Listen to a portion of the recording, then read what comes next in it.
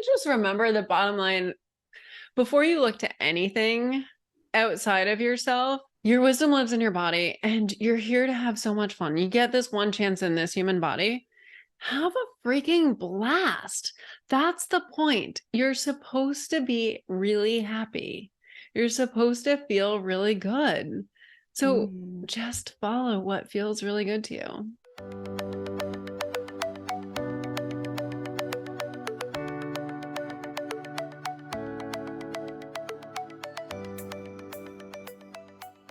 Hello, and welcome back to the Just Follow Joy podcast. My name's Ariana Joy. I'm your host, and I'm a human design reader and teacher. And today we are joined by fellow human designer, coach, my good friend, Kelsey Abbott.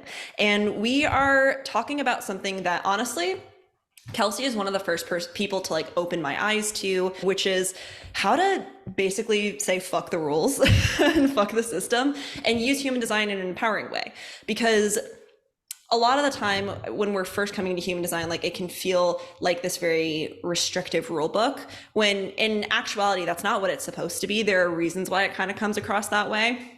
But so Kelsey, I think I would love to start off talking a little bit about our encounters with human design at first, because I think it's similar to a lot of different people's. I actually don't know your story of how you found human design, but how did it come across to you at first? So when I first heard the term human design, hi everyone, by the way.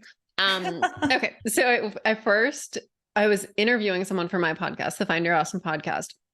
And after we finished recording, she was like, have you ever heard of human design? And I was like anatomy? And this was in 2018, early 2018. And she's like, no, you need to know your birth time. That was the end of the conversation. I'm like, okay, I know my birth time. By the way, that's a very polarizing statement. As soon as someone says, what is your birth time? That person is either leaning in or they're like walking out the door. Yeah. I'm like 12:28 p.m. I got it. I've known this my whole life. I've been waiting for this moment. I was born for this. This is what I do. Wait, before we got on, Kelsey was like, have you seen Quarterback, the show on Netflix about the NFL? And she was like, or do you not? She was like, you don't maybe strike me as the kind of person to be into football. I was like, that was a correct assessment. I've never seen it, but apparently there's a guy on there who's like, this is what I do. Yeah, it's Patrick Mahomes. And it's a real, if you're into watching high performers just do their thing, it's really cool. You don't have to be a football fan, but that's not what we're talking about now. We're coming back. The MG here is going to bring us back to, So then that sent me down a rabbit hole because that's the only information she gave me. I'm like, I have no idea what human design is. So I'm Googling human design birth time. And I think I came across Jovian to get your free chart. I didn't even know a chart was involved. So I'm like, okay, I guess I'm going to put my information in this thing, put my information in, see a chart. And I'm like, what now? What am I supposed to do with this? Which reminds me, let's go on another tangent because Ariana, this may have been before you were born, but there was this Little Caesars commercial where they say, oh, you got pizza in a box. What am I supposed to do with a box? Because he's a cowboy. Yep. Yeah. Your assessments today of do I like football and was that before my time? Both of them have been stunningly accurate. So anyways, I saw some words on the chart, like manifesting generator. So I would then Google manifesting generator. Finally came across the phrase manifesting generators are warrior Buddhas. And I was like, oh, that's where you got that. Okay, cool. I was like, that resonates so deeply. Okay. And then it was like one teeny tiny breadcrumb every day until I finally went to this event, maybe a month later, felt like a long time. I'm an MG. And this person was like, oh, you're into human design, then you must follow Jenna Zoe. And I was like, don't know who that is. Ended up getting really into her stuff. She became my teacher. I'm a 4/6. I'm here to learn from my person. And she's the person I learned 90% of my human design stuff from. Oh, you had such a different path than I did. So tell me about yours. No wonder we have such different approaches to human design. Like your origin story is so much more open and freeing and empowering than mine. So when I found human design, I was in a place where I was like so stressed out about finding direction in my life. It was actually the spring before I was graduating. So the spring of my graduation, my final year of college. And I was really stressed out about finding, something to do. And honestly, I didn't realize it, but as a generator, I had a lot of no's in my life. I was living a very unaligned life still, especially in terms of finding direction. So I was trying to initiate a lot of things in order to understand what I was supposed to do and make money and find security and solidity in my life just to feel good. And I remember one day I was just listening to a podcast that I really liked. It was a spirituality and wellness podcast. So it had nothing to do with what I spent most of my time thinking about. I was literally just doing it because I was in the car and I was like, I don't like silence. I want to listen to something. And so I turned on the podcast and she comes on and she's saying, you guys, I am so excited to share something with you called human design. I was like, okay, so stoked to learn about this. And honestly, as soon as she started talking about it, I was really drawn in. Like I didn't know anything about it, but I could feel in my body, this is a yes, I want to know more. And then she kind of describes the people or the types, which I now know are the energy types. And she describes the manifestors. I'm like, cool, that's not me. I can tell that's not me. And then she gets to generators and I'm like, okay, I can tell this is me. And I don't like that this is me because I don't like the way you're explaining this. And she's saying this is the most populous type on earth. Like you're the most common. You're really here to work and do a lot. And like you have a lot of energy, but you probably feel really tired because you're using it wrong. And I was like, okay, checks out. I don't like the fact that you're telling me that I'm a worker. That's not cool. Mm-hmm. And then she explains, and I don't want to, it's not her fault. She probably didn't understand how this worked. This person also wasn't a generator, but she was saying that generators can't, if you have this feeling, the example she used was if you want to go on vacation, you can't just go on vacation. You need to wait until your doctor or some external thing says like, hey, you should go on vacation. Or like you're faced with something that says like vacation. And then your body says, yeah, that's what I should do. And I was like, and it was at that point, I didn't even listen to the rest of the energy types. I just turned it off. I was like, why was I so drawn to that if that was such a disempowering thing to hear? It was really upsetting to me, particularly because I couldn't fight still wanting to know about the system. Like I was still learning everything about it. But you know what was so funny, Kelsey, is I could tell that it was one of those situations where my soul was drawn to it. It just wasn't the right time. It was one of those like fake outs that you get kind of. Oh yeah, I like this, but for me, it's a like this, but not this. But for you, is it often you're triggered by something? Is that your initial response to a lot of things that you end up going with? No. Mm-mm. Okay. I wouldn't say so actually. I feel like that's true for some people, but like their initial response is no. And then they're like, oh, actually, yes. That's interesting. That's very, very interesting. No, but for me, what's weird is like, there will be a part of me that really wants to learn about it. Almost like if I took a more detached approach diving into this thing and learning about it and not making it about me, then it would usually be easier for me to learn that stuff. But especially at this point, like I was taking a lot of it very personally, like most people do with human design, because and I'm getting off on a tangent here a little bit, but like when we learn things in human design that we don't like or we feel very disempowered by, sometimes it's because it wasn't explained to you in the right way. That's actually often the case. But another part of it is that we've all been taught that there's like only one cookie cutter way to make things work for you. And it's only if you are that kind of person that things will work. So when people are told, first off, usually in the incorrect way, in a disempowering way, but when they are told that they are not that they're not built to work in that way, then what they hear is, you're telling me I'm not a powerful person, I'm lame, I'm never going to make things work for me, I'm never going to succeed, and I just have to surrender to that, right? Because there's a lot of in human design and surrendering, and people already don't like that kind of thing. Oh, and I have to wait, you know? Yeah, I think we should also just like very clearly state that everything that you heard on that podcast is incorrect. It's not right. Yeah. That is not true about generators. It's not. Yeah. If you have a feeling that you want to do something, the only thing that wait to respond is telling you is, if you don't know which way to go with it yet, don't force yourself, because the universe is going to make it easy for you to find the next step if you allow it to come to you. You don't have to expect yourself to just know out of nowhere, because that's not fair to the way that you're built. And it's supposed to be easy and light and fun. You don't need permission. Just like I've had, again, another tangent, but I've had projectors reach out to me and it's been fine. My friend Bailey is a projector. She invites people to stuff. She reaches out to people first and it works fine for her. The only thing is it's saying that like as a projector, if you feel like you're forcing doing that because you're afraid no one's going to see you, no one's going to pay attention to you or value you, or you're just like constantly pushing your energy all the time to work, work, work, that's when things are going to get really hard. You can make it easier by waiting to be invited. One of my favorite things actually that I always remind myself of comes from Jenna Zoe and from her reader training when she was saying, if it's not empowering, it's not spirituality. And human design is really here to help us and make our lives feel like it's full of less resistance. And at the end of the day, what we often forget, I think, is that the point of human design actually isn't to have some external rule book to follow. It's just to bring us back to how our bodies talk to us and listen to our intuitions and use that as an authority. So if something doesn't resonate with you, it might be that you're just not accepting that you can be built differently and succeed. But it also could be that like it's your body saying, no, not this. So if you rely on something restrictive from the outside to be telling you what to do and your intuition's already telling you that's not right, that like defeats the point of the system. If something that you feel like you've learned about yourself makes you feel trapped, less than, icky, come talk to me about that. Like, let's talk that through because you're misunderstanding. Yeah. I want to know more about your story. So after this, you hear this podcast, then did you go any further with human design before I met you in Jess's group? Yeah, I tried. It was weird because it was like, it was almost like my body was just kept saying, this is what I was trying to tell you. And sometimes it's a fake out. Like, I think my body was just saying like, hey, keep an awareness of this because this is going to be helpful for you at one point. And it was funny because in my body, I always knew I was like, I feel like there's something I don't like about this, but I don't have to pay attention to it in that way. So I think I'm still going to be using this system at some point. Like it just really resonated with me that I'm going to be following this or learning more about this because I want to. My one line was like, ooh, give me so much more information about that. I want to dive deep into it.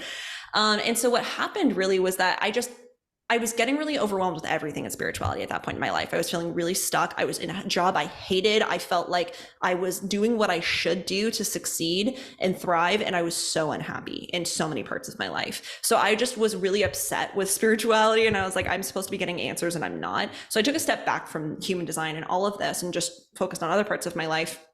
And it was actually when I got into a mastermind to help me find clarity on my like business and career path that Kelsey happened to come in as a guest speaker. And it was cool because I'd seen Kelsey on one of Jess's summits, and Jessica Page, who was the leader of the mastermind, I'd seen Kelsey on one of the summits and I was like, she's cool. I like her energy. She's really cool. And then one day she came in, she like checked out our charts. She told me a little bit about ourselves. And I was like, this seems so much lighter and more fun. And she's telling me things I've never heard about in human design. Like, I really like this. She's like giving me she's giving me the permission to leave this job I hate. Like, this is fantastic. And so I had this feeling that getting information from you, or at least other sources than I originally had, was going to help me understand the system in the way that I wanted it to be, which was helpful and empowering. So what happened next is actually Kelsey just randomly reached out to me, and you didn't even know who I was, which I didn't know. So what happened was, this is also our origin story. I was just like on Instagram one day, or Facebook one day, and I saw I had a message from Kelsey, and it said, hey, you, I'm not playing around. Like, I'm not going to be on Facebook anymore. I'm only going to be on my email list. So if you want that information, like, get on the email list. And I was like, hey, you, I'm pretty sure that this is you think I'm someone else. Cause it was like, it sounded like we were in mid conversation and she was just calling me back to the conversation. And I was like, I don't think that I'm the person you meant to reach out to. And she was like, no, it was you, which you just told me that you literally just went down a list of people and saw if you had a sacral response to it or not. And with my name, you're like, oh yeah, you didn't even know who I was. And so I was like, okay, great. And I got in your email list, and eventually I was like, you know what? This woman has explained human design in a way that I just haven't heard from other people, and I really love it. And she brings in external stuff to this that lightens it. It makes it usable. So I just need help in general. I'm going to go get a human design reading with her. And so I did, and I loved it so much that I booked like another reading with you to understand. I remember it was the energy centers. And then I booked a coaching session with you. I quit my job. I started my business. So that's how I'm here. I was thinking this before we started recording, that I feel like I'm here, like our souls had a contract, I think. And it's like, you're here to go so deep that sometimes you can it can be dangerous in there. You go down dark alleys, and I'm the one to be like, come on, play. It gets to be light and fun and joyful. Yeah. But I think I had to personally go through that going too deep with the information and in understanding that, because I understand why so many people get stuck with human design. And I also understand with Kelsey's help how to like pull them out of that and say these details, they're great to know, but they're really only supposed to give you context, because once they start feeling like a trap, like you're in a metal box, that's not helping you anymore. And actually that's why Ra, I'm getting off topic a little bit, but like that's why Ra didn't teach the rest of the stuff for a really long time. He was like, your strategy and authority, they seem very simple, but this is the basis of this system, is coming back and trusting your body to guide you in the right way. And so many people forget that. And also, I think that's where a lot of like dogma can come from too, because it's like, are you living exactly in alignment with this and exactly in alignment with this? And that's where we get into this information overload and don't know if we're doing things right, when really at the core of it is like, are you in your like signature, which is for everyone is just like a feel good vibration? Are you doing things in a way that feel easy for you and aligned for you? If not, then that's when you get back to, you know, human design and ask like, where could I kind of be getting off track here? Because that's what your design shows you, is where like possible ways that you get pulled away from that and who you really are. That's really it. And then even when you use that, you don't have to fucking get it right all the time. This is like one of the most damaging things I hear out there, Kelsey. I don't know if you've read that, but I've even read it in the human design textbook, where it said, if you don't live your authority, like if you don't follow your, the way that your authority talks to you, so your inner decision maker, then nothing will turn out right for you. Like that decision will never work for you. And I'm like, that is bullshit. They use a lot of threatening language. There's a human design language. Like, first of all, some of the words, the word choice, I'm not sure where it comes from. Jenna tried to make an excuse once that it was like translated from Spanish to English, but it's not just that. Like mutative, like, oh, that's like changing. Something's changeable. And then some of the like traditional names of the gates and stuff. What does that even mean? And like perspectives and motivations. This is where people get tangled up in guilt, fear, need. Yeah. You get super triggered by that. I forget where I was going with this. So what did you just say? I actually don't remember. Oh, about living exactly with your authority. So two things to say on this. One, I think a lot of people forget or just look over the fact that it's called the human design experiment. We are supposed to try this on, and like as at the right time, we will be brought the next piece of our alignment puzzle that we need to learn. And then I think of alignment like a balance beam. So you're dancing away on the beam and you fall off. And then you get back on, and then you fall off to the other side and you get back on, and you're doing backflips, and then you fall off and then you get back on. And that is what alignment is. Alignment isn't staying on that beam forever and ever. We learn from the falling off and getting back on. It is the practice of coming back, just like the meditation practice is about your brain going off chasing bunnies and you bringing it back. It's in the bringing it back. Just like when you're doing squats, it's in the press up that you're strengthening. It's just the practice of coming back into alignment again and again and again. Yeah.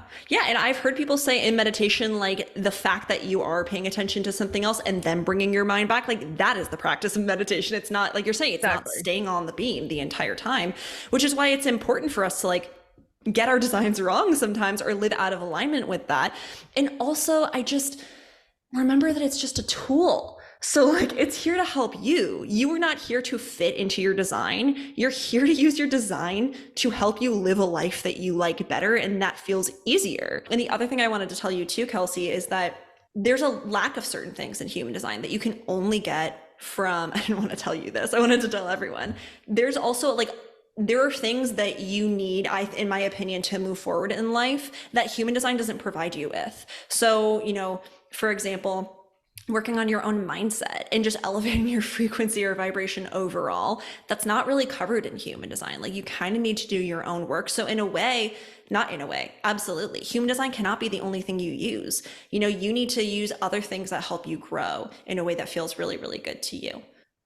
Yes, I feel so strongly about this. I mean, totally biased because I'm a coach, but I really think we need every human needs coaching, and human design is a super helpful tool to help you remember who you are so that you have something to come back to. Yeah, very well put. The whole point is to give you permission to do things your way, which is likely completely opposite of everything you've always been told you have to do. And I bet there's things like stored away in the back of your mind that you don't even realize is because somebody told you once, or you picked up this belief that you had to do it this way, or you told yourself that story because that's what you saw around you. And guess what? You're designed to do it somewhere like a completely different way. Human design is the tool that gives you permission to do it that completely different way and have it feel really, really good. Yeah. Yeah, I tell people it's basically, I know I'm kind of being redundant here, but I tell people basically what it is it's just a system that goes, hey, you, yes, you.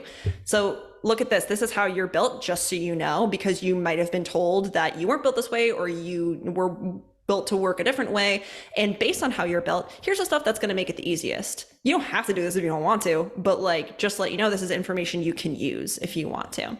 So yeah, so it's all supposed to be empowering. It's supposed to be here for you. But I will say that, again, being just one tool, human design, you can use it with other things too. So one thing, at least, I don't know if a lot of people deal with this, but for me, like when I get so deep down into a system and I identify with it so strongly because I've learned so much about it, which is actually something the one line can really do. I didn't know this, but it can like kind of become what it's learned in some ways. But because of that, like I've had other things come to me or other opportunities. And I think subconsciously or, barely consciously, I didn't do it in the way that I wanted to because I said, oh no, that doesn't align with human design. That doesn't fit within the boundaries of human design. And how restricting is that, right? Because there are things out there that could really work for us. And also there are ways your design can be talking to you that you just like didn't really know it talks to you. So for example, I have a defined spleen center, which means I get instinctual hits of things to do and I can follow those. That's okay. I don't have to like wait for someone outside of me to be like, do you want to run away from this jaguar? Like, no, I just do it. Right? And so it's important to know that like when you feel overall that your body is calling you to something or you're intuitively drawn to something, that again is what human design is trying to help us do, is come back to that and trust that. It's just that it talks to us in different ways for each person. So it helps to know how it talks to you. And also we've all been conditioned away from, thinking it's right. So just yes. I say yes to everything you just said. Also, especially the way you said jaguar reminded me of one of my grad school professors. Really? Yeah. Stuart Pym used to say jaguar that way. I love that you remember both his last and his first name. He was one of the, some people they have one name, Stuart Pym. Oh yeah. He was one of them. That's true. I definitely don't have one of those names. If I was Ariana DeContre to everyone, it'd be very... Yeah, that's a mouthful. Absolutely not. Wait, one time, Kelsey, in middle school, my Mr. Rasmussen, actually, I remember his first name too, Chris Rasmussen. I loved him. He was one of my favorite teachers. He was my PE teacher, and he was like going down the line when people were asking questions, he was like, yes, Miss Miller. Yes, Miss Johnson. And then he got to me. So everyone listening, my last name is Dokanchi. It's a Farsi word. He goes to me, he goes, yes, Miss. Oh, I'll never forget. I think that's funny because I don't find your name hard to pronounce. Well, it's because I've said it to you. When people read it, it's difficult. Anyway. I mean, people screw up Abbott and Kelsey. They're like, so, Abbott? Yeah. Kyle Abbott? Looking for Kyle Abbott. I've got a lot of Chelsea, Kesley, Elsie. Kesley. Another thing I wanted to say about this too, I was talking with Kelsey beforehand about this, was that actually Kelsey is one of the first people to bring my attention to this. The person who channeled human design, Ra Uru, formerly known as Robert Allen Krakauer, he was not like a perfect person. He wasn't like Jesus. He definitely wasn't God. He was a flawed human like the rest of us. He was just the person who channeled this. He actually described himself as like the mechanic of human design. He got the information and then he was here to use the details to build a structure to help us understand ourselves better. So the thing about this is that when you have someone who's channeling all of this information. The thing is, like, they can't be everything to everyone. Like, getting this started was a big enough job. And that was actually his only job as a 5-1 manifestor. It was to get into these details, know all of this, get it as precise and correct as possible, make it applicable to people so they knew how to use it. Like, the fact that he's a 5-1 and human design is supposed to be like a practical, usable system you use in the day-to-day is like so fitting for him.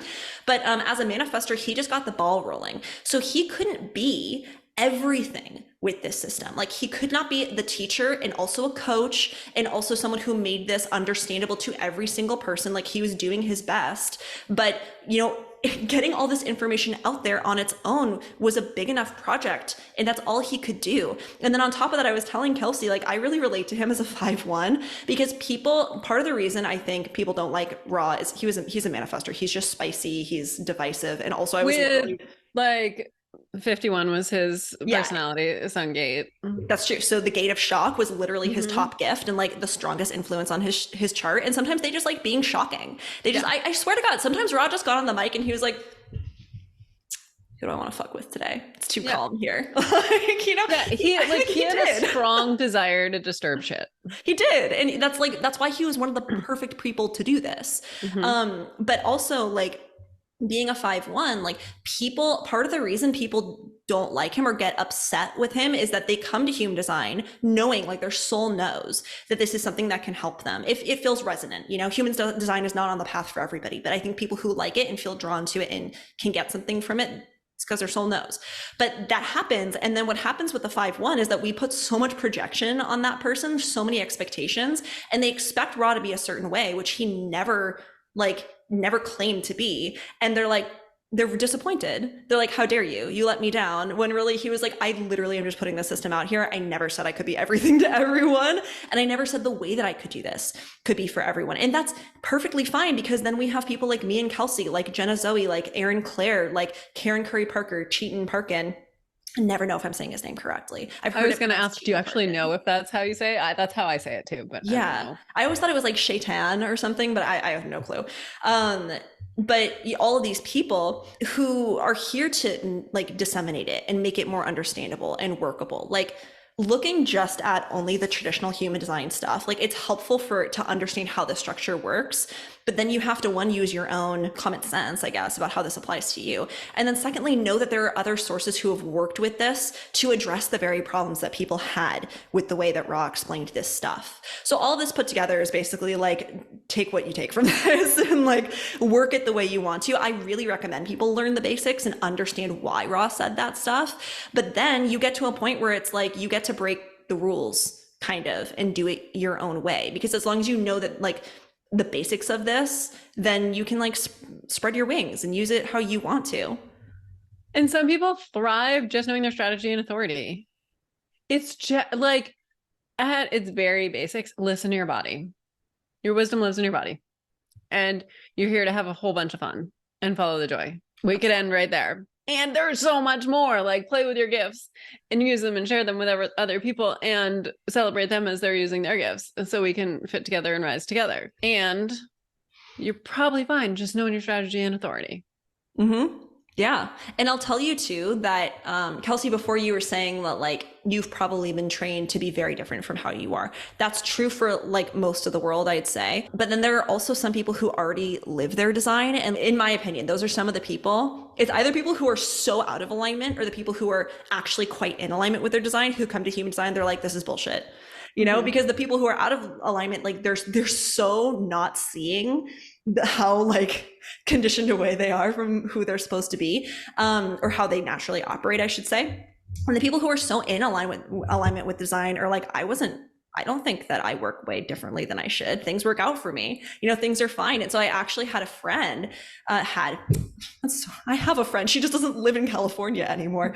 But when she is a manifester and she was like, I don't like this. It feels very restricting, which is like, first off, she's a manifestor. So like, of course she's like, don't tell me what to do. But secondly, she was like, I don't agree with that because I feel like I was raised exactly in a way that works for me. And I was like, well, yeah, because you're a manifestor and so we're all taught to initiate. You did the parenting. Yeah. And she was also this is not for every manifester. But she was raised in an environment that was like so conducive to her being a self-possessed, self-trusting manifester.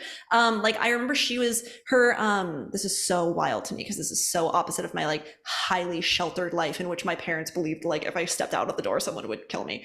But like her dad worked in the city in San Francisco and he would let her just take BART, Bay Area Rapid Transit, to go visit him. Like he just like trusted that if she needed to take a day off of school or something, she could just take BART. She knew the exit to get to his office and she could just do her homework like with him. And I was like, my dad would have had a heart attack on the spot if I was like 13 and he knew I was riding through Rockridge or something like that. It's just so funny, and not all manifestors get that opportunity. So if you're a manifestor, I don't want to say that it was like perfect for you, that you didn't experience trauma either, but there are situations in which people, it's very understandable why you would feel like you don't need this, and maybe you don't need this. And I think like there's little things that like, so I only have 2 open centers, my Ajna and Crown. There's little things that I find like I'm very easily swayed when somebody says, when I go into something that I know nothing about and there's somebody who's like, okay, so this is how you do it. I'm like,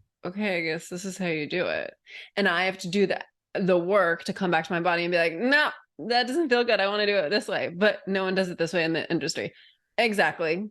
This is why I need to do it differently. So I think it can be like much sneakier than like the whole way we were raised. It's just, in my case, it's like little things that got ingrained. And by the way, I used to walk around Boston from my mom's office too when I was like 12, 11, maybe even. Yeah, I'd walk over to the aquarium and watch the seals, then come back to her office. And yeah, that's on brand. It is. Yeah. Well, I don't know. I mean, Kelsey, do you have anything else to say about this? Because I don't actually feel like I do. I think this is pretty much it. I think like this in summation, like use human design in a way that makes it feel good to you, and helps you. And the way to do that is to know your design, but then also to know that it's here to bring you back to your true self and what feels good. If it doesn't fit no matter what, or you just feel intuitively like, no, it's not going to help me to think this way right now or look at life this way, throw it out. Like you have that right. It's your life at the end of the day. Also, if you're this far into this podcast and you don't feel like human design is for you, what are you doing? Go live your life. Go find something that lights you up. And if you just got here, welcome. Please stay a while. Thank you for kicking people off my podcast, Kelsey. Yeah, because they love you. That's what my point is, that they love you and they're so into human design and want to know all the things. Kelsey, do you have any final words on this? I think just remember the bottom line, before you look to anything outside of yourself, your wisdom lives in your body and you're here to have so much fun. You get this one chance in this human body. Have a freaking blast. That's the point. You're supposed to be really happy. You're supposed to feel really good. So just follow what feels really good to you. Yeah. But anyway, Kelsey, I love you. You rock. You know that already. I love you. I still love to hear it. And you rock. You're like, I'm a 4/6. I still love to hear that. All day, every day, please. All freaking day, man. And everyone listening, we love you and you rock. And we will talk to you next time.